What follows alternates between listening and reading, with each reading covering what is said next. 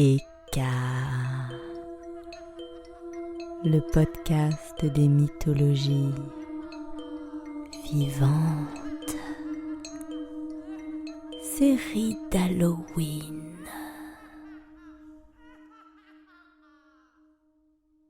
Bonjour à tous et à toutes. Je vous retrouve aujourd'hui pour le 3e épisode de la série d'Halloween de Eka. Je sais, Halloween est passé depuis longtemps, mais si certains, au matin du 1er novembre, s'empressent de reléguer citrouilles et sorcières au placard au profit des guirlandes et des sapins, moi, j'aime à faire durer cette fête jusqu'aux premières gelées. Au moment où j'enregistre cette introduction, nous sommes à la mi-novembre, en plein confinement saison 2. Vous n'êtes pas sans savoir que cet événement bouscule bien des agendas et celui de Eka ne fait pas exception.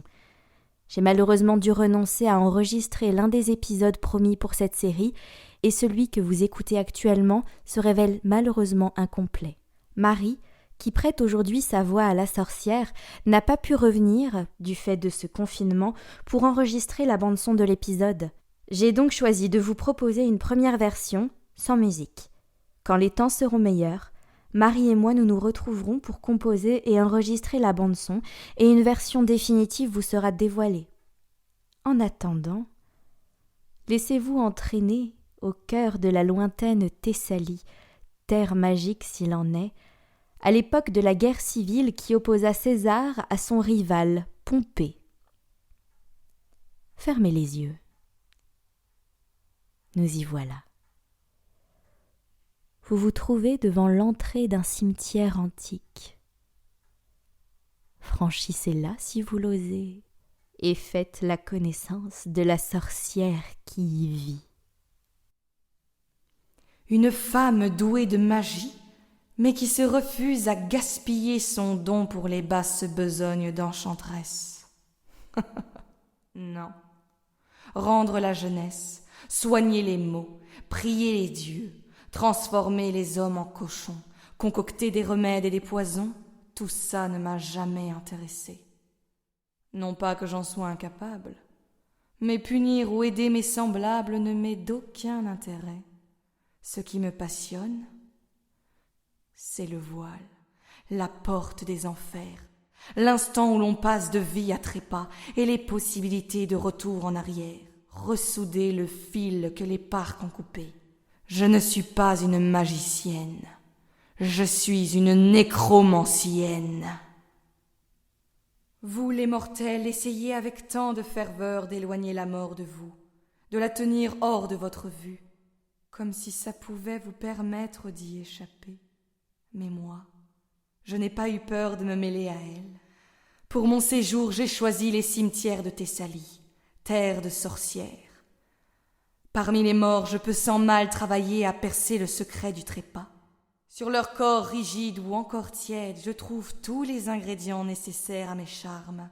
Ici, je récolte les viscères d'un soldat. Là, j'arrache les clous des mains d'un crucifié. Je prélève les yeux d'une fille morte avant d'avoir connu l'amour, les cordes vocales d'un menteur, la langue d'un parjure. Quand utiliser les morts n'a plus suffi, j'ai eu envie de connaître la mort d'encore plus près. Je voulais que ma chair s'imprègne d'elle. Désormais, ce que je récolte parmi les tombeaux me sert à la fois d'ingrédient et de nourriture. Oui, comme le loup ou le vautour émissaire de la mort, je me nourris de cadavres. Cela m'a permis de la ressentir sans l'expérimenter, de faire entrer les ombres dans mon corps sans m'abandonner à elles. Lentement, mon corps s'est modifié.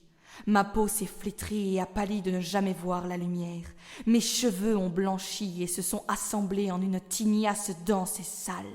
Mes dents ont noirci. Je me suis décharnée et bientôt j'étais semblable au cadavre que je côtoyais et dont j'absorbais la chair. Puis dompter la mort ne m'a plus suffi. J'avais besoin de plus en plus d'ingrédients, fraîchement arrachés à la vie. Alors j'ai tué des hommes, des femmes, des enfants. J'ai même arraché au ventre maternel les bébés non désirés pour les utiliser dans mes potions. Ma main apporte la mort. De même, mes pieds stérilisent tout sol qu'ils foulent et mes poumons.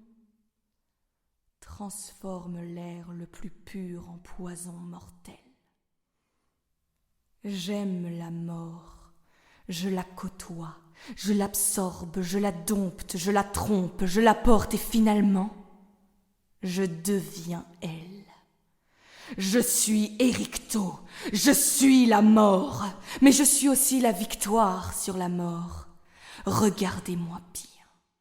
Avez-vous déjà vu une femme qui ressemble autant à un cadavre, mais qui soit en vie depuis des milliers d'années? Oui, aussi laide et desséchée que je paraisse, j'ai survécu à tous les mortels sur lesquels mes yeux se sont posés, à toutes les civilisations auxquelles j'ai refusé d'appartenir, à tous les dieux, morts de ne plus être honorés. Voulez-vous savoir pourquoi? Parce que je ne dépends que de ma propre force. Je n'ai pas, comme les humains, à attendre qu'un dieu me mette ou me retire au monde selon son bon vouloir. Et je ne dépends pas, comme les dieux, des offrandes et des prières des humains. Je suis hors de tout, hors du temps, hors de l'humanité et hors de la divinité. Je suis la victoire sur ma propre mort, mais sur celle des autres également. Oui, je peux ramener les trépassés, les disparus, les suicidés, les assassinés, les morts-nés, les noyés. Tous se relèvent à mon appel. Roi ou mendiant, tous quittent le séjour infernal sur mon ordre. Si j'avais eu un quelconque intérêt pour les querelles des humains, j'aurais pu en changer le cours tant de fois. Rien de plus simple pour moi que de faire revenir de leur séjour élyséen les soldats fauchés par les conflits, de lever une armée invincible et sans peur aucune. Je me fiche de l'issue des batailles, je souhaite juste qu'elles aient lieu. J'œuvre pour cela. Je suis capable d'ensorceler une terre pour y retenir les pas de la guerre, pour m'assurer que les morts seront nombreux en un lieu choisi, où je n'aurai qu'à rafler après la bataille les corps et les morceaux nécessaires à mon art. Je m'adonnai à ce sortilège quand un homme vint me trouver. C'était il y a très longtemps. Le temps ne veut plus rien dire pour moi. Je crois me rappeler que l'homme était un lâche, fils de héros. Son père, Pompée, était entré en guerre contre César, et leurs armées s'apprêtaient à s'affronter sur le sol même sur lequel j'étendais mes charmes. Cet enfant indigne souhaitait que j'arrache aux morts le secret de l'issue de cette bataille, car les oracles des dieux ne révèlent que ce que les Olympiens veulent bien nous révéler. Bien souvent ils tronquent ou dissimulent la vérité afin de servir leurs intérêts. Mais les morts, eux, accèdent au savoir infini que l'on cache aux vivants et sont de bien plus fiables intermédiaires. J'accédai à sa demande. Je n'avais que faire de son or, mais il était dans mon intérêt de favoriser ce petit conflit. Qu'une bataille ait lieu voulait dire plus de corps, et puis j'aimais ça. Défier le roi des enfers et l'obliger à recracher une âme m'est agréable. Je choisis le corps d'un soldat fraîchement tué et le traînai au plus profond d'une grotte où jamais aucun rayon du soleil n'avait pénétré. J'accomplis le rituel que j'avais employé tant de fois, remplaçant son sang par un mélange de salive de chien, de plantes magiques, d'écume lunaire, de cendres de phénix, de viscères de lynx et d'entrailles de cerf que j'avais nourries avec des serpents. J'entamais mon chant blasphématoire. Qui sait si c'est ce chant qui appela l'âme du soldat jusqu'à nous, ou s'il me permit de descendre la chercher moi-même aux enfers. Comme le corps était trop long à revenir parmi les vivants, j'accélérai le processus. Je me suis mis à le fouetter violemment à l'aide d'une vipère vivante. L'âme, ne supportant pas le spectacle de son corps ainsi torturé, le regagna aussitôt et délivra son message à Sextus, fils de Pompée. Il lui annonça la défaite de son camp, mais également la mort prochaine de César. Comme je l'avais promis aux soldats, j'érigeai un bûcher funéraire sur lequel il prit place de lui-même et auquel je mis feu.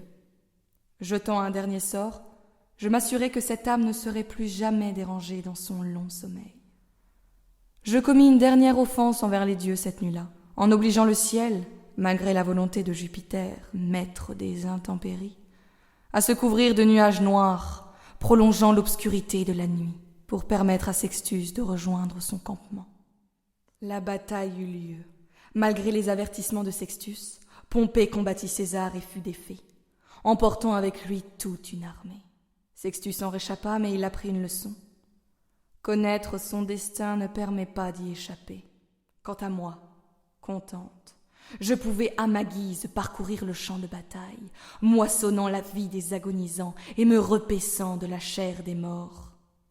Peut-être est-ce cela, le secret de mon immortalité. Il est bien possible que cet acte que vous jugez barbare me permette d'être toujours là, quand tous se sont éteints, afin de défier encore et toujours chaque nouveau dieu qui succédera au précédent. Nous voilà déjà de retour chez nous en sécurité, ou du moins le croyons-nous. Avez-vous regardé derrière vous? Êtes-vous sûr que la sorcière ne vous a pas suivi? À votre place, je ne dormirai que d'un œil cette nuit, car qui sait si Érycto, attiré par la chaleur de votre chair, ne va pas se glisser entre vos draps et refermer ses mains glacées sur votre cou. Nous nous retrouverons très très vite pour le 4e et dernier épisode de cette série d'Halloween. En attendant, je vous donne rendez-vous comme toujours sur tous les réseaux sociaux du podcast, Instagram, Facebook, et également sur la plateforme de dons en ligne Tipeee si vous souhaitez soutenir financièrement le projet. Un grand merci à Marie-Lise Nider qui prête à sa voix à la sorcière. Il ne me reste qu'à vous souhaiter une belle journée, une belle soirée ou une belle nuit. À bientôt.